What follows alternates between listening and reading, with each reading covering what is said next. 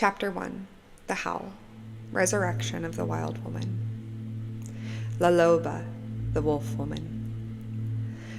I must reveal to you that I am not one of the divine who march into the desert and return gravid with wisdom. I've traveled many cook fires and spread angel bait round every sleeping place, but more often than the getting of wisdom, I've gotten indelicate episodes of Giardiasis E. coli and ambic dysentery.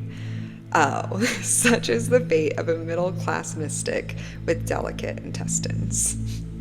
Whatever wisdom or notion I espied on my travels to odd places and unusual people, I learned to shelter, for sometimes old Father Academe, like Kronos, still has an inclination to eat the children before they can become either curative or astonishing. Over-intellectualization can obscure the patterns of the instinctual nature of women. So, to further our kinship relationship with the instinctual nature, it assists greatly if we understand stories as though we are inside them, rather than as though they are outside of us. We enter into a story through the door of inner hearing. The spoken story touches the auditory nerve, which runs across the floor of the skull into the brainstem just below the pons. There, auditory impulses are relayed upwards to consciousness, or else it is said to the soul, depending on the attitude with which one listens. Ancient dissectionists spoke of the auditory nerve being divided into 3 or more pathways deep in the brain. They surmised that the ear was meant, therefore, to hear at 3 different levels. One pathway was said to hear the mundane conversations of the world. A second pathway apprehended learning and art. And the third pathway existed so the soul itself might hear guidance and gain knowledge while here on earth. Listen then with soul hearing now, for that is the mission of story. Bone by bone, hair by hair, wild woman comes back. Through night dreams, through events half understood and half remembered, wild woman comes back. She comes back through story. I began my own migration across the United States in the 1960s, looking for a settling place that was dense with trees, fragrant with water, and populated by the creatures I loved: bear, fox, snake, eagle, wolf. The wolves were being systematically exterminated from the upper Great Lakes region. No matter where I went, the wolves were being hounded in one way or another. Although many spoke of them as menaces, I always felt safer when there were wolves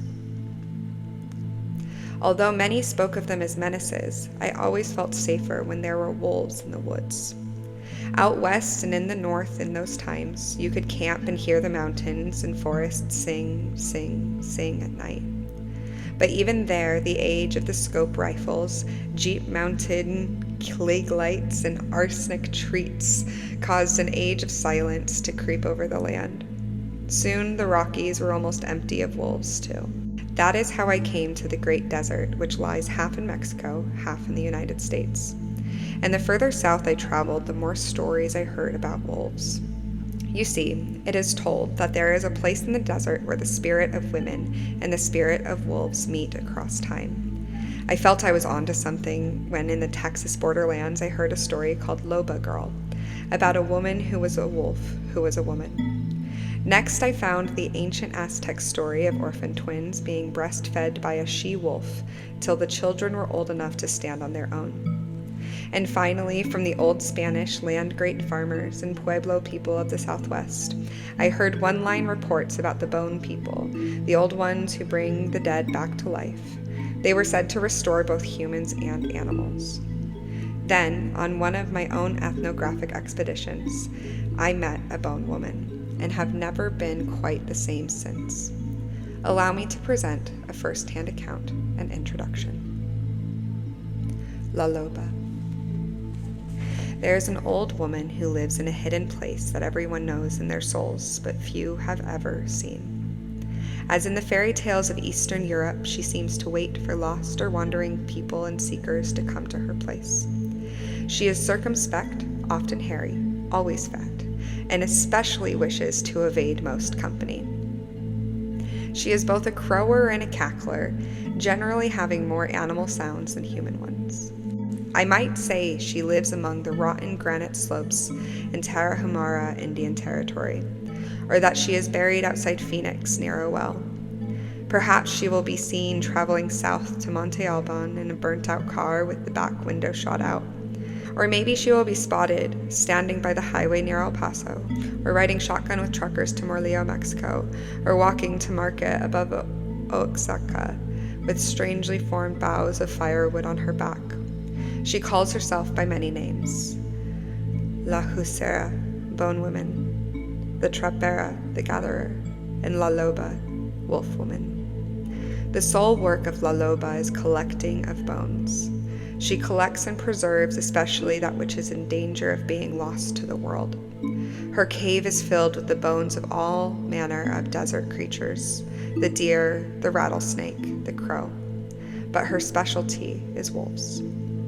She creeps and crawls and sifts through the montañas, mountains, and arroyos, dry riverbeds, looking for wolf bones, and when she has assembled an entire skeleton, when the last bone is in place and the beautiful white sculpture of the creature is laid out before her, she sits by the fire and thinks about what song she will sing. And when she is sure, stands over the criatura, raises her arms over it, and sings out. That is when the rib bones and the leg bones of the wolf begin to flesh out, and the creature becomes furred. La Loba sings some more, and more of the creature comes into being. Its tail curls upward, shaggy and strong.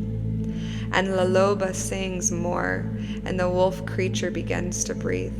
And still La Loba sings so deeply that the floor of the desert shakes, and as she sings, the wolf opens its eyes, leaps up, and runs down the canyon.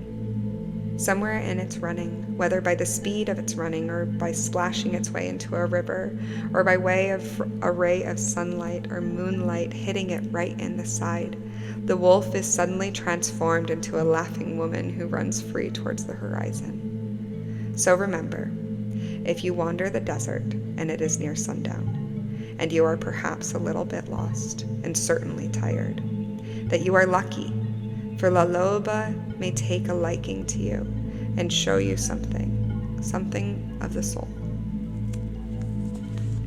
We all begin as a bundle of bones lost somewhere in a desert, a dismantled skeleton that lies under the stand. It is our work to recover the parts. It is a painstaking process best done when the shadows are just right, for it takes much looking. La Loba indicates what we are to look for: the indestructible life force, the bones. The work of La Loba can be thought of as representing un cuento milagro, a miracle story. It shows us what can go right for the soul. It is a resurrection story about the underworld connection to wild woman. It promises that if we will sing the song, we can call up the psychic remains of the wild soul and sing her into a vital shape again. La Loba sings over the bones she has gathered. To sing means to use the soul voice.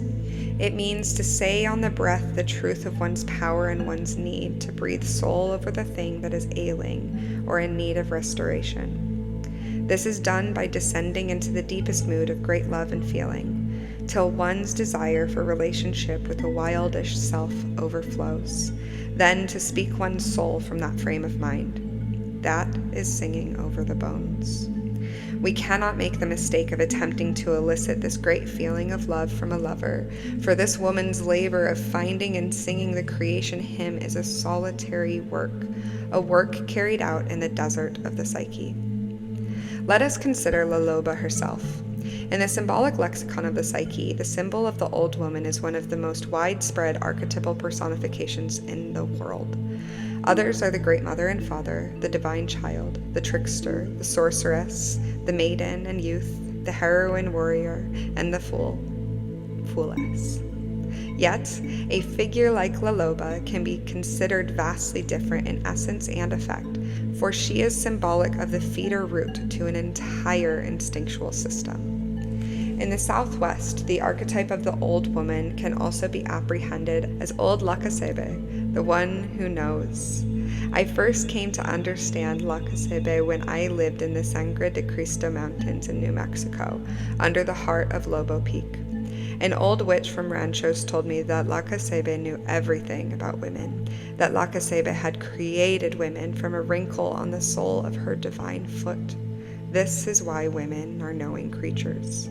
They are made, in essence, of the skin of the soul, which feels everything. This idea that the skin of the foot is sentient had the ring of a truth, for an acculturated Ch1 tribeswoman once told me that she'd worn her first pair of shoes when she was 20 years old and was not used to walking con los ojos vendados, with blindfolds on her feet. The wild essence that inhabits nature has been called many names and crisscrosses all nations down through the centuries. These are some of the old names for her. The Mother of Days is the Mother, Creator, God of all beings and doings, including the sky and the earth.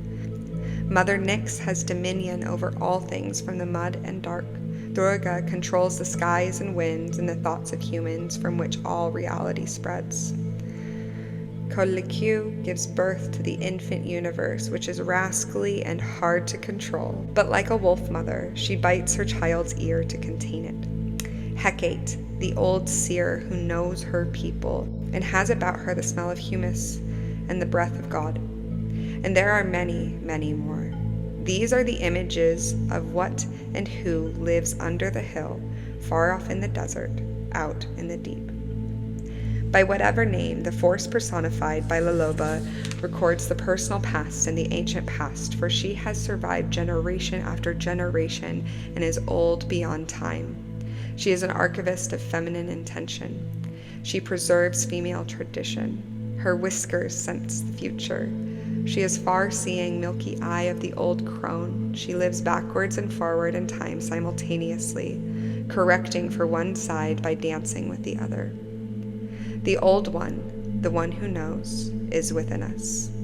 She thrives in the deepest soul psyche of women, the ancient and vital wild self.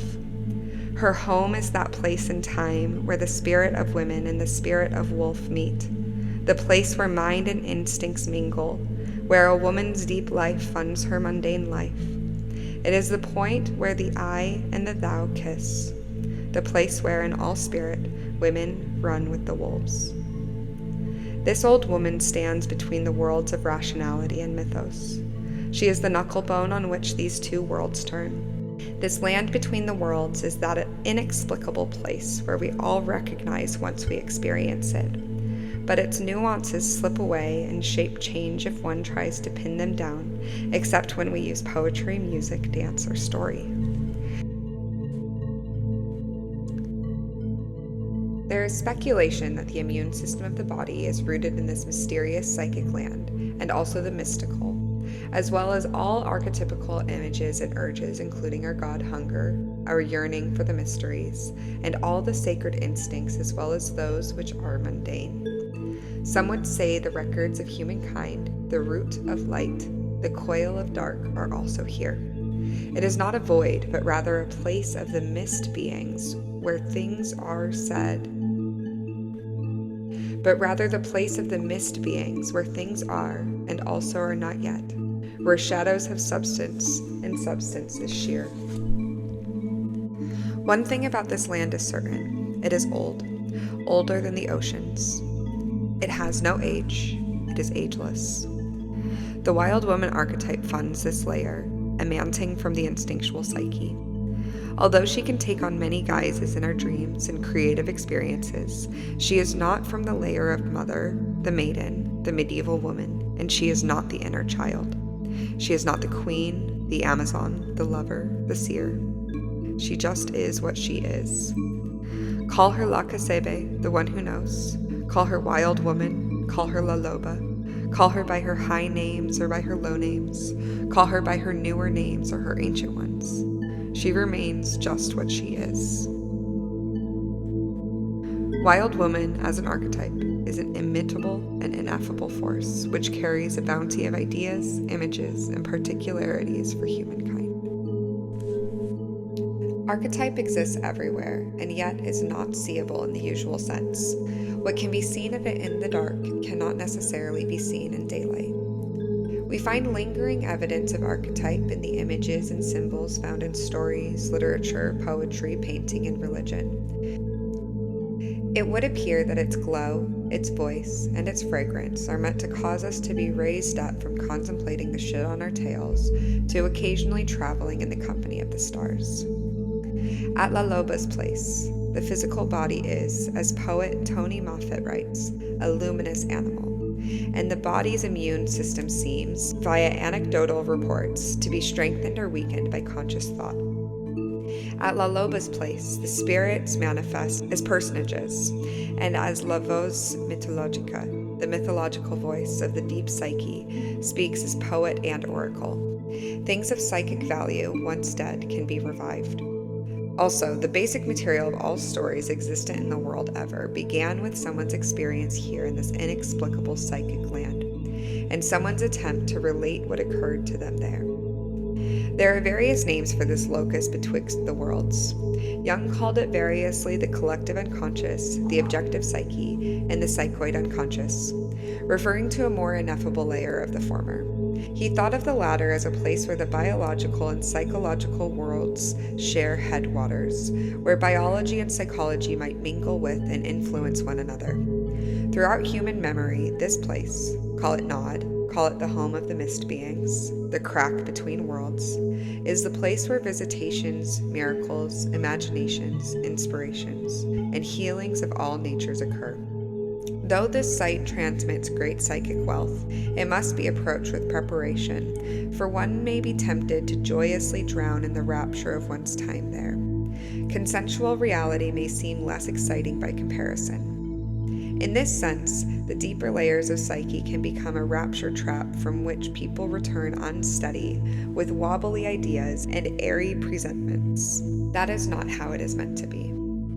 How one is meant to return is wholly washed, or dipped in a revivifying and informing water, something which impresses upon our flesh the odor of the sacred.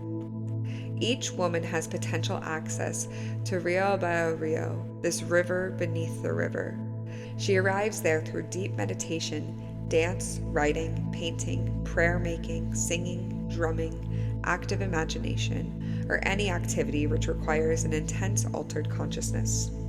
A woman arrives in this world between worlds through yearning and by seeking something she can see just out of the corner of her eye. She arrives there by deeply creative acts, through intentional solitude, and by practice of any of the arts.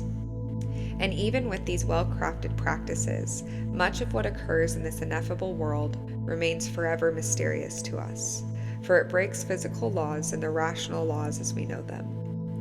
The care with which this psychic state must be entered is recorded in a small but powerful story of 4 rabbis who yearned to see the most sacred wheel of Ezekiel.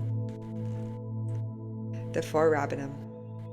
One night, 4 Rabbanim were visited by an angel who awakened them and carried them to the 7th vault of the 7th heaven. There they beheld the sacred wheel of Ezekiel.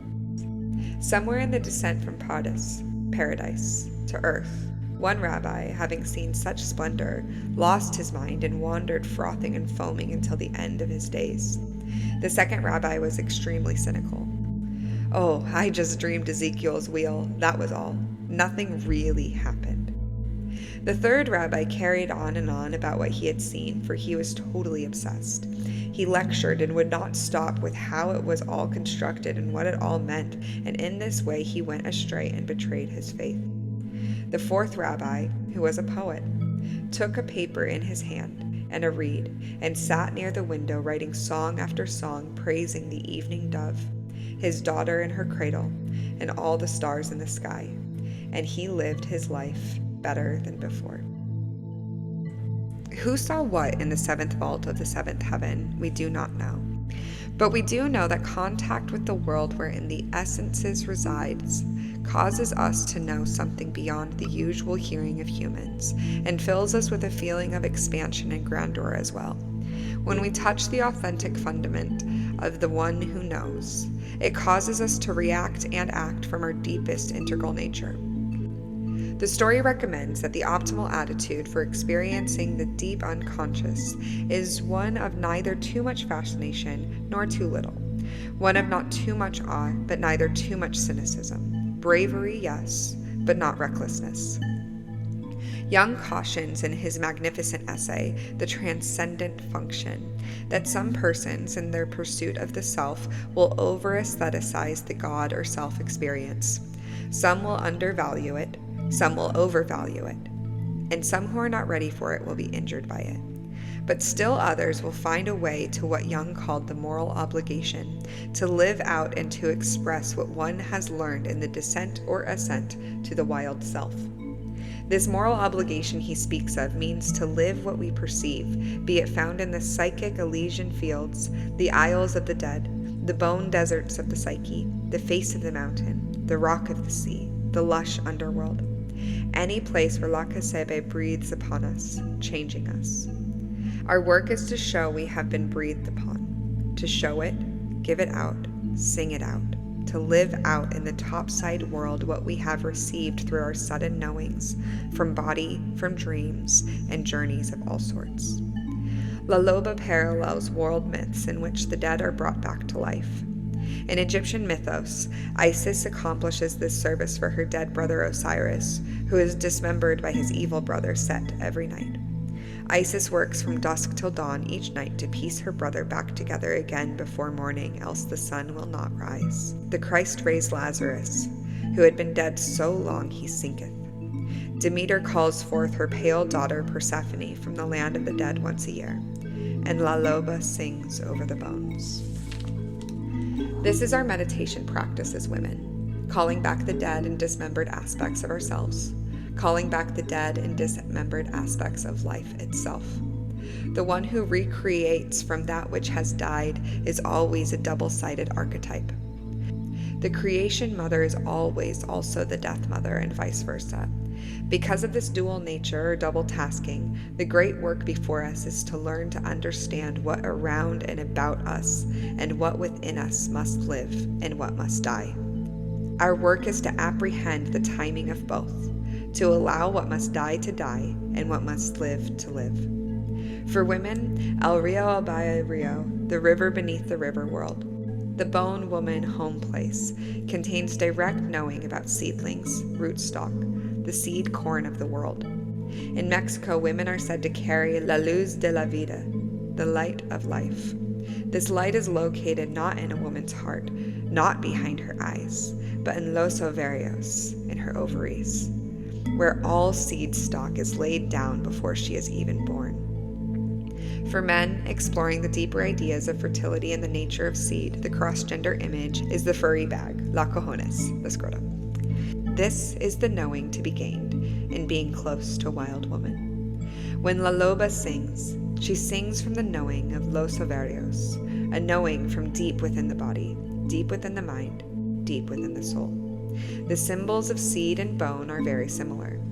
If one has the rootstock, the basis, the original part, if one has the seed corn, any havoc can be repaired. Devastations can be resown. Fields can be rested. Hard seed can be soaked to soften it, to help it break, open, and thrive. To have the seed means to have the key to life. To be with the cycles of the seed means to dance with life, dance with death, dance into life again. This embodies the life and death mother in her most ancient and principled form. Because she turns in these constant cycles, I call her the life, death, life mother. If something is lost, it is she to whom one must appeal, speak with, and listen to. Her psychic advice is sometimes harsh or difficult to put into practice, but always transformative and restorative. So when something is lost, we must go to the old woman who always lives in the out-of-the-way pelvis. She lives out there, half in and half out of the creative fire. This is a perfect place for women to live, right next to the fertile huevos, their eggs, their female seeds. There, the tiniest ideas and the largest ones are waiting for our minds and actions to make them manifest. Imagine the old woman as the quintessential 2-million-year-old woman. She is the original wild woman who lives beneath and yet on the top side of the earth. She lives in and through us, and we are surrounded by her. The deserts, the woodlands, and the earth under our houses are 2 million years old and then some. I am always taken by how deeply women like to dig in the earth. They plant bulbs for the spring. They poke blackened fingers into mucky soil, transplanting sharp-smelling tomato plants. I think they are digging down to the 2 million-year-old woman. They are looking for her toes and her paws. They want her for a present to themselves, for with her they feel of a piece and at peace. Without her they feel restless. Many women I've worked with over the years began their first session with some variation of, well, I don't feel bad, but I don't feel good either. I think that condition is not a great mystery. We know it comes from not enough muck. The cure? La Loba. Find the 2 million-year-old woman. She is caretaker of the dead and dying of woman things. She is the road between the living and the dead. She sings the creation hymns over the bones. The old woman, wild woman, is La Voz Mythologica. She is the mythical voice who knows the past and our ancient history and keeps it recorded for us in stories. Sometimes we dream her as a disembodied but beautiful voice. As the hag maiden, she shows us what it means to be, not withered, but wizened. Babies are born wizened with instinct. They know in their bones what is right and what to do about it. It is innate. If a woman holds on to this gift of being old while she is young and young while she is old, she will always know what comes next. If she has lost it, she can yet reclaim it with some purposeful psychic work. La Loba, the old one in the desert, is a collector of bones. In archetypal symbology, bones represent the indestructible force. They do not lend themselves to easy reduction. They are by their structure hard to burn, nearly impossible to pulverize. In myth and story, they represent the indestructible soul spirit. We know the soul spirit can be injured, even maimed, but it is nearly impossible to kill. You can dent the soul and bend it. You can hurt it and scar it. You can leave marks of illness upon it and the scorch marks of fear. But it does not die, for it is protected by La Loba in the underworld. She is both the finder and the incubator of the bones. Bones are heavy enough to hurt with, sharp enough to cut through flesh, and when old and if strung, tinkle like glass. The bones of the living are alive and creatorial in themselves. They constantly renew themselves. A living bone has a curiously soft skin to it. It appears to have certain powers to regenerate itself. Even as a dry bone, it becomes home for small living creatures. The wolf bones in this story represent the indestructible aspect of the wild self, the instinctual nature, the creatura dedicated to freedom and the unspoiled, that which will never accept the rigors and requirements of a dead or overly civilizing culture. The metaphors in this story typify the entire process for bringing a woman to her full instinctual, wildish senses. Within us is the old one who collects bones. Within us are the bones to change ourselves and our world. Within us is the breath and our truths and our longings. Together they are the song, the creation hymn we have been yearning to sing. This does not mean we should walk about with our hair hanging in our eyes or with black ringed claws for fingernails. Yes, we remain human, but also within the human woman is the animal, instinctual self. This is not some romantic cartoon character. It has real teeth, a true snarl, huge generosity, unequaled hearing, sharp claws, generous and furry breasts. This self must have freedom to move, to speak, to be angry, and to create. This self is durable, resilient, and possesses high intuition. It is a self which is knowledgeable in the spiritual dealings of death and birth. Today, the old one inside you is collecting bones. What is she remaking? She is the soul self, the builder of the soul home. Elelo hase a mano. She makes and remakes the soul by hand. What is she making for you? Even in the best of worlds, the soul needs refurbishing from time to time. Just like the adobes here in the Southwest, a little peels, a little falls down, a little washes away. There is always an old round woman with bedroom slipper feet who is patting mud slurry on the adobe walls.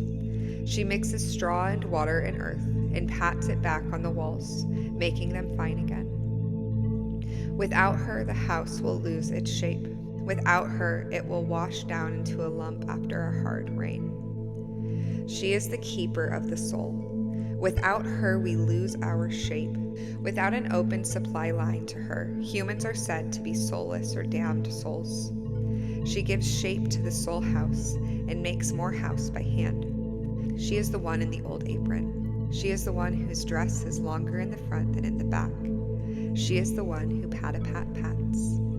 She is the soul maker, the wolf raiser, the keeper of things wild. So I say to you with affection, imaginistically, be you a black wolf, a northern gray, a southern red, or an arctic white. You are the quintessential, instinctual creature. Although some might really prefer you to behave yourself and not climb all over the furniture and joy, or all over people and welcome, do it anyway. Some will draw back from you in fear or disgust. Your lover, however, will cherish this new aspect of you, if he or she be the right lover for you. Some people will not like it if you take a sniff at everything to see what it is. And for heaven's sakes, no lying on your back with your feet up in the air.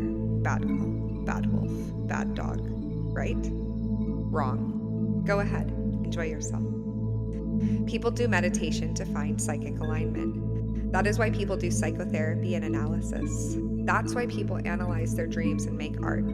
That is why some contemplate tarot cards, cast I Ching, dance, drum, make theater, pry out the poem, and fire up their prayers. That's why we do all the things we do. It is the work of gathering all the bones together.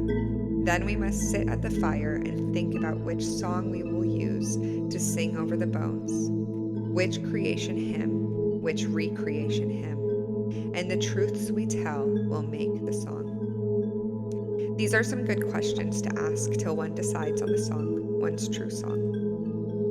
What has happened to my soul voice? What are the buried bones of my life? In what condition is my relationship to the instinctual self? When was the last time I ran free?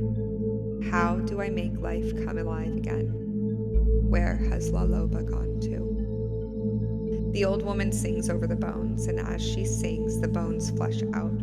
We too become as we pour soul over the bones we have found. As we pour our yearning and our heartbreaks over the bones of what we used to be when we were young, of what we used to know in the centuries past, and over the quickening we sense in the future, we stand on all fours, four square. As we pour soul, we are revivified. We are no longer a thin solution, a dissolving frail thing. No, we are in the becoming stage of transformation. Like the dry bones, we so often start out in a desert. We feel disenfranchised, alienated, not connected to even a cactus clump. The ancients called the desert the place of divine revelation, but for women, there is much more to it than that. A desert is a place where life is very condensed. The roots of living things hold on to that last tear of water, and the flower hoards its moisture by only appearing in early morning and late afternoon. Life in the desert is small but brilliant, and most of what occurs goes on underground. This is like the lives of many women. The desert is not lush like a forest or jungle. It is very intense and mysterious in its life forms. Many of us have lived desert lives, very small on the surface, enormous under the ground.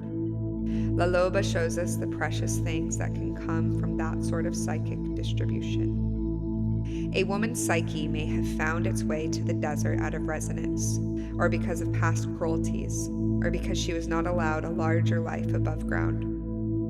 So often a woman feels that she lives in an empty place where there is maybe just one cactus with one brilliant red flower on it, and then in every direction, 500 miles of nothing.